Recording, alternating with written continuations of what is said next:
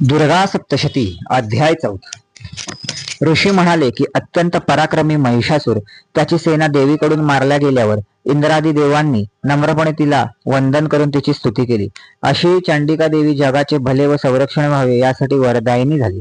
अशी ही जगदंबा सर्वांच्या घरी विविध रूपाने वास करते. ती मूळची भद्रकाली म्हणजे भक्तांचे कल्याण करणारी आहे. सर्व सृष्टीची माता आहे. तिच्या ठाई सत्व रजतम अशी त्रिगुण आहेत, जिच्या उच्चारणाने सर्व देवतागण यज्ञभोग घेऊन संतुष्ट होतात. अशी ती स्वाहा देवी आहे. सर्गवादी पितरांनाही मुक्ती देणारी स्वधा देवी आहेस. ऋषी मुनींसाठी विद्यादायी अशी परमविद्या आहेस. चारी वेदांना शब्दकृती देणारी स्फूर्ती आहे. सर्व विद्या जाणणारी तू मेघा आहेस. अत्यंत कठीण मार्गात वाट दाखवणारी तू दुर्गा आहेस. श्री शंकराची गौरवशालिनी गौरी आहेस. तू प्रसन्न झाल्यास भक्ताला मनवांचित फळ मिळवून देतेस. हे दुर्गे, तुझ्या स्मरण मात्र जीवांची भीती नाहीशी होते. शत्रूंचा नाश करून तू जगाचे कल्याण करतेस.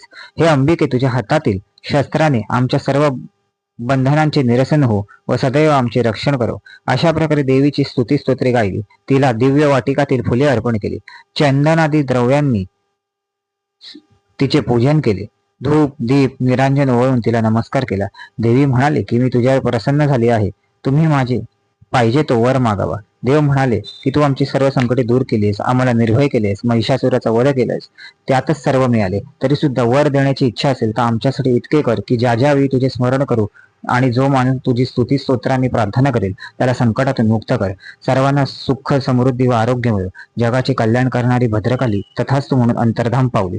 हे राजा, अशा प्रकारे जी देवी शरीरापासून उत्पन्न झाली होती ती समग्र कथा मी तुम्हाला सांगितली. ती गौरी स्वरूपाने देवांच्या रक्षणासाठी आणि दैत्यांच्या संहारासाठी प्रकट झाली आहे. त्याचे कथेन पुढील अध्यायी पाहू. अध्याय 4 समाप्त. ओम दुर्गा देवे नमः.